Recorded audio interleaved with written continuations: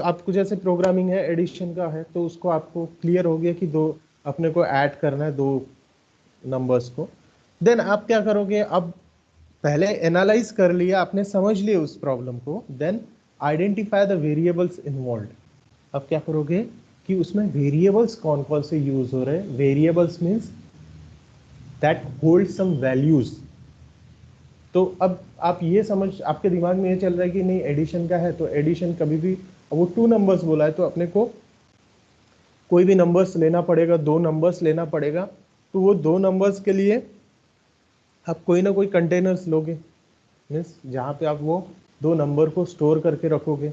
सो यहाँ पे, और वो स्टोर करने के बाद आप क्या करोगे, दोनों को मिलाओगे और एक नया वैल्यू जनरेट होगा। तो यहाँ पे वेरिएबल्स आपको पता चल गया। Then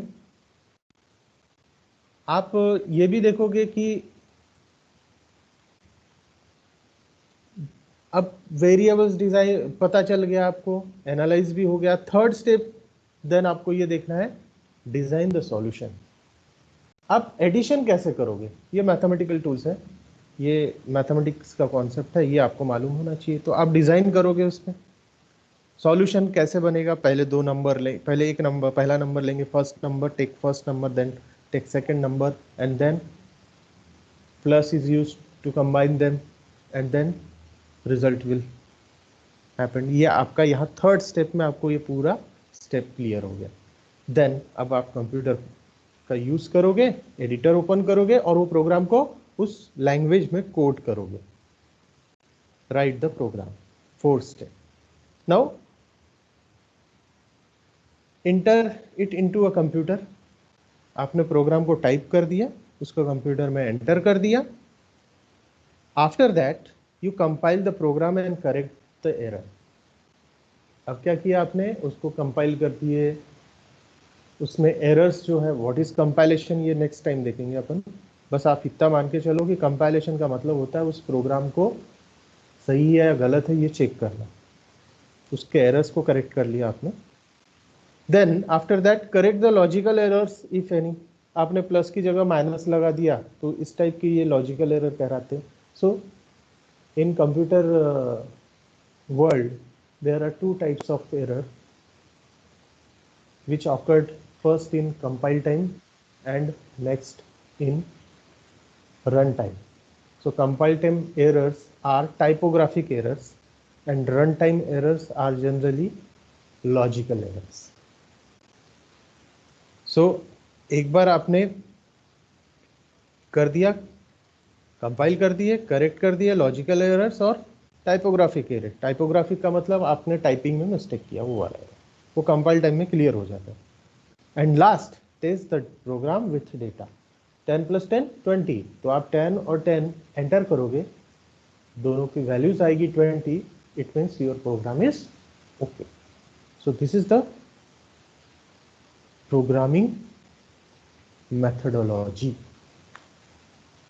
and that methodology will apply to solve the any programming problem. Now next main topic is feature of C language. So first point is C is case sensitive language, that is small a. यहाँ पे capital A show हो रहा है but वो small A है। Small A is not equal to capital A. Case sensitive यानी आपने small letter में कोई लिखा है और किसी ने कैपिटल लेटर में लिखा है तो दोनों सेम नहीं है, केस सेंसिटिव है। मतलब आपका नाम जैसे अमर है, आपने AMAR लिखा कैपिटल लेटर में और दूसरी जगह लिखा स्मॉल लेटर में, both are different. This is called case sensitive. So C is case sensitive language, number one. अभी there are two type of cases, upper case and lower case. एक upper case होता है, एक lower case होता है। तो जैसे आप लोग अभी आज तक क्या बोलते आ रहे हो, small letter capital letter, small letter capital letter. अब आपको यहाँ पे क्या बोलना है, स्मॉल लेटर को lower case and capital letter को upper case, upper case, upper यानी बड़ा, या upper case and lower case. ये आपको अब कैसे कि आप प्रोग्रामिंग फील्ड में जा रहे हैं तो आपकी टर्मिनोलॉजीज जो है वो इसी फील्ड से रिलेटेड होना चाहिए। जैसे कि डीबीएमएस में टेबल अपन जो बोलते हैं ना, टेबल टेबल कोई भी देखे, row and column, it is called table, but that in programming this is called as relation. अब प्रोग्रामिंग लैंग्वेज में उसको रिलेशन बोला जाता है, टेबल नहीं बोला जाता। वैसा ही सी लैंग्वेज में या कोई भी प्रोग्रामिंग लैंग्वेज में या कोई भी कंप्यूटर फील्ड में स्मॉल लेटर ये वर्ड्स हट जाएगा, उसकी जगह लोअर केस और कैपिटल लेटर को upper case. So there are two type of case, lower and अपर।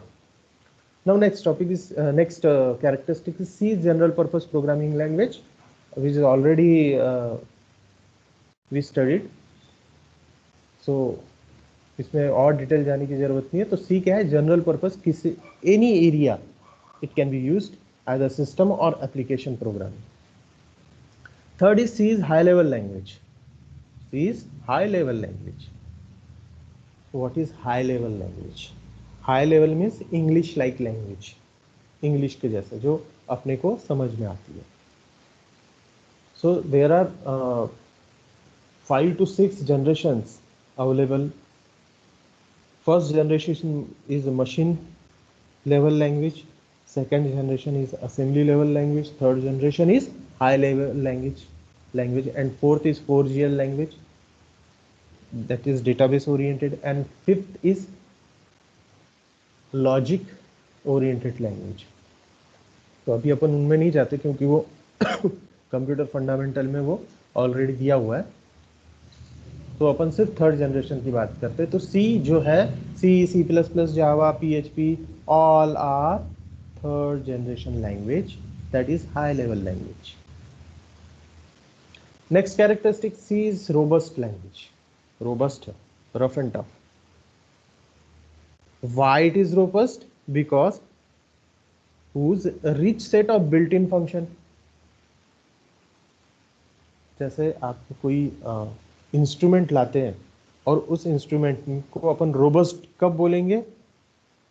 जब उसमें बहुत सारे फीचर्स दिए हुए हो, पहले से दिए हुए हो, आपको अलग से लगाने की जरूरत नहीं, ऑपरेटर्स दिए हुए हो, बटन्स वगैरह ये सब सारी चीजें दी हुई हो, that's why it is robust. So complex programming, बहुत कॉम्प्लेक्स से कॉम्प्लेक्स टास्क को फुलफिल करने के लिए, सॉल्व करने के लिए जो फीचर्स का यूज किया जाता है, वो फीचर्स अगर उसमें ऑलरेडी अवेलेबल है, बिल्ट इन पहले से मौजूद है, then that language is called as robust language. So in C all things, all functions, operators are available. That's why C is a robust language. Another feature of C is efficient and fast language. Efficient and fast language. C का execution बहुत speedily होता है, fraction of seconds में, because it execute after 2 steps. First is compilation. Compilation में सारे errors निकल जाते हैं टाइपोग्राफिक, और फिर उसके जब बाद आप रन करते हो तो उसमें लॉजिकल एरर्स। तो सी इफिशिएंट है, फास्ट है। C is highly portable language.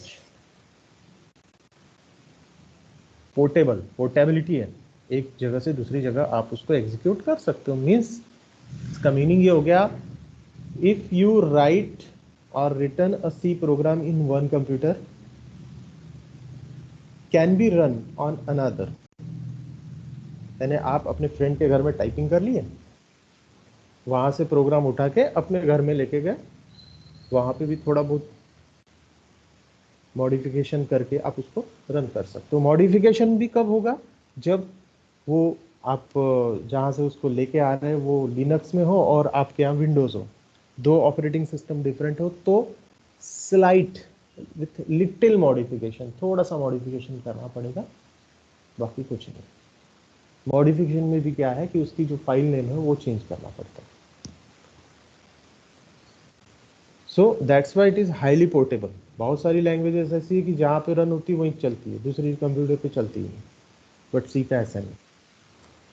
C language is well suited for structured programming. Again ये वाला कैरेक्टरिस्टिक्स अपन ऑलरेडी देखे थे। ये स्ट्रक्चर्ड प्रोग्रामिंग, वेल स्ट्रक्चर्ड है। C has ability to extend itself. Again, it's important and best feature is C has ability to extend itself. मतलब आपने programme develop किया 5 years before, तो आफ्टर 5 years या और 10 years वही प्रोग्राम चलते रहेगा क्या? उसमें आप कुछ ऐड कर सकते हैं। Due to any changes, any demand, we can add और चेंज और मॉडिफाई ऑल द कोड। तो आप उसी प्रोग्राम को आगे फ्यूचर में कंटिन्यू कर सकते हैं। So we can continuously add our own function to the C library.